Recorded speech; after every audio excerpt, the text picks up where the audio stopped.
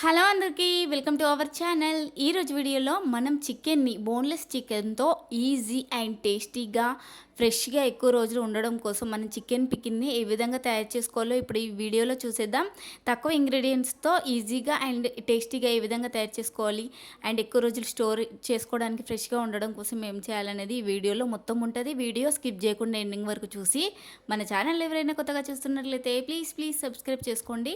ఇప్పుడు మనం ప్రాసెస్ అయితే చూసేద్దాం. దీనికోసం అయితే మనం బోన్లెస్ చికెన్ ఒక 300 గ్రామ్స్ అయితే తీసుకొని చక్కగా ఫ్రెష్గా వాష్ చేసుకొని మనం వాటర్ లేకుండా ఈ విధంగా ఉంచుకోవాలి. దీంట్లో మనము పసుపు కొంచెం సాల్ట్ అనేది యాడ్ చేసుకొని మొత్తం చికెన్ ముక్కలకు పట్టేలాగా కలుపుకోవాలి. ఇప్పుడు స్టవ్ మీద ఒక కడాయి పెట్టుకొని మనం ఒక కప్పు ఆయిల్ అయితే తీసుకున్నా డీప్ ఫ్రై కోసం. దీనికోసం అయితే ఒక సన్ఫ్లవర్ ఆయిల్ అయితే తీసుకొని దీన్ని మంచిగా వేడయ్యాక మనం ఈ పసుపు అండ్ సాల్ట్ కలిపిన ఈ బోన్లెస్ చికెన్ అయితే దాంట్లో వేసుకొని మంచి కుక్ చేసుకోవాలి, ఫ్రై చేసుకోవాలి.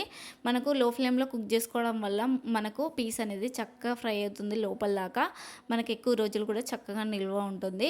సో ఈ విధంగా మనం ఆయిల్ తీసుకొని మంచిగా కుక్ చేసుకోవాలి. దీనికి ఎక్కువ టైం పడుతుంది కాబట్టి లో ఫ్లేమ్లో కుక్ చేసుకోవాలి కాబట్టి దీనికోసం మనమైతే ఈ టైంలో మసాలా అయితే రెడీ చేసుకోవాలి. ఇప్పుడు ఇంకో కడాయిలో మనము ఈ మసాలాలు అయితే వేయించుకోవాలండి. దీనికోసం ఒక స్పూన్ జీలకర్ర అండ్ అనాస పువ్వు 6 లవంగాలు అయితే దాల్చిన చెక్క అయితే తీసుకొని లో ఫ్లేమ్లో వేయించుకోవాలి. మంచిగా వేగి చల్లారాక మనం మిక్సీ జార్లో వేసుకోవాలి. దీంట్లో నేను ఆల్రెడీ ధనియాలు కూడా యాడ్ చేసుకోవచ్చు, ధనియాలు అండ్ మెంతులు కూడా యాడ్ చేసుకోవచ్చు డైరెక్ట్. నా దగ్గర పౌడర్ ఉంది కాబట్టి దీన్ని మిక్సీ జార్లో వేసి మిక్సీ పట్టుకుంటున్నాను. దీంట్లో ఇంకా మనము ధనియాల పౌడరు ఒక స్పూను అండ్ మెంతుల పౌడర్ ఒక స్పూను అండ్ ఆవాల పొడి కూడా కొంచెం అయితే యాడ్ చేసుకొని ఈ పౌడర్ అన్నిటిని మిక్సీ పట్టుకోవాలి. చక్కగా మూత పెట్టుకొని మిక్సీ పట్టుకొని ఈ మసాలా అయితే మనం రెడీ చేసుకోవాలి. ఇప్పుడు ఇలా రెడీ చేసుకున్న తర్వాత మనకైతే చికెన్ అయితే చక్కగా కుక్ అయిందో లేదో చూసుకోవాలి. మంచిగా రెడ్ కలర్లో మంచిగా వీడియోలో చూపిస్తున్నట్టుగా చక్కగా మనకైతే పీసెస్ అనేవి చక్కగా ఫ్రై కావాలి. చక్కగా బ్రౌన్ గోల్డ్ కలర్లో చక్కగా ఫ్రై కావాలి. దీనికోసం అయితే నిమ్మరసం కూడా మనం పక్కన పెట్టుకోవాలి. ఒక పెద్ద నిమ్మ సైజు పెద్ద పండిన నిమ్మకాయలు అయితే 2 తీసుకున్నాను. దీనికి నిమ్మరసం యాడ్ చేసుకోవడం కోసం ఈ వీడియోలో చూపిస్తున్నట్టుగా ఈ విధంగా పీసెస్ అన్నీ చక్కగా ఫ్రై కావాలి. మంచి గోల్డెన్ కలర్లో అయితే ఫ్రై అవ్వాలి. ఈ విధంగా ఆయిల్ నుండి సపరేట్ కావాలి. ఆ విధంగా అయితే చక్కగా అయితే మనకైతే పీస్ అనేది చక్కగా నీట్గా కుక్ అవుతుంది. ఇలా కుక్ అయిన తర్వాత అది ఆయిల్ నుండి సపరేట్ చేసేసుకోవాలి. పీసెస్ అన్నీ చేసుకొని ఒక వేరే బౌల్లో వేసేసుకొని ఇప్పుడు ఆయిల్లో మనమైతే ఒక అల్లం వెల్లుల్లి పేస్ట్ అయితే యాడ్ చేసుకోవాలి. ఒక 2 టేబుల్ స్పూన్ల అల్లం వెల్లుల్లి పేస్ట్ అనేది ఈ ఆయిల్లో వేసుకొని చక్కగా ఫ్రై చేసుకోవాలి. మంచిగా పచ్చివాసన పోయేలాగా అల్లం వెల్లుల్లి పేస్ట్ అయితే వేసుకొని మనం ఫ్రై చేసుకోవాలండి. ఈ విధంగా ఫ్రై చేసుకున్న తర్వాత మనం ఇప్పుడు పక్కకు పెట్టుకున్న ఈ చికెన్ పీసెస్లన్నీ మళ్ళీ ఈ ఆయిల్లో వేసుకొని మళ్ళీ కలుపుకోవాలి.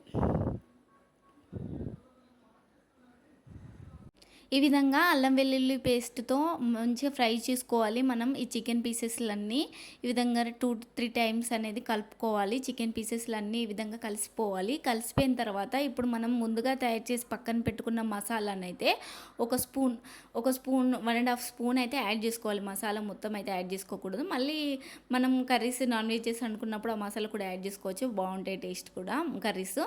2 టేబుల్ స్పూన్ల కారపొడిని కూడా యాడ్ చేసుకోవాలి అండ్ సాల్ట్ కూడా యాడ్ చేసుకోవాలండి సేమ్ క్వాంటిటీలో. ఈ విధంగా కారపొడి అండ్ మనము సాల్ట్ యాడ్ చేసుకొని మొత్తం అంతా కలుపుకోవాలి. కలుపుకున్న తర్వాత స్టవ్ ఆఫ్ చేసుకోవాలండి. ముందే మనం ఈ మసాలాలు కలిపే ముందు వేడివేడిగానే మనం ఈ మసాలాలన్నీ వేసుకున్న తర్వాత లాస్ట్లో మనం నిమ్మరసం అయితే యాడ్ చేసుకొని మంచిగా ఈ ఇంగ్రీడియంట్స్ అన్నీ చక్కగా నీట్గా కలుపుకోవాలి. ముక్కలకంతా పట్టేలాగా ఈ విధంగా వీడియోలో చూపిస్తున్నట్టుగా కలుపుకొని మూత పెట్టుకోవాలి. మూత పెట్టుకున్న తర్వాత అవన్నీ మసాలాలు పీసెస్కి పట్టిన తర్వాత మనం ఎయిర్ టైట్ కంటైనర్ బాక్స్లో అయితే మనం స్టోర్ చేసుకోవాలి. ఈ విధంగా స్టోర్ చేసుకోవడం వల్ల మనకైతే చికెన్ పిక్కిల్ అనేది చాలా రోజులు ఎక్కువ రోజులు నిల్వ ఉంటుంది. దాదాపుగా 1.5 మంత్ 2 మంత్స్ వరకు ఫ్రెష్గా ఉంటుంది అండ్ తడిగా లేకుండా చూసుకోవాలి. మనకు వాడే స్పూన్ అయినా బౌల్ అయినా కొంచెం తడిగా లేకుండా చూసుకోవడం వల్ల మనకైతే ఫ్రెష్గా ఉంటుంది. చికెన్ పికిల్ అనేది చాలా ఫ్రెష్గా ఉంటుంది.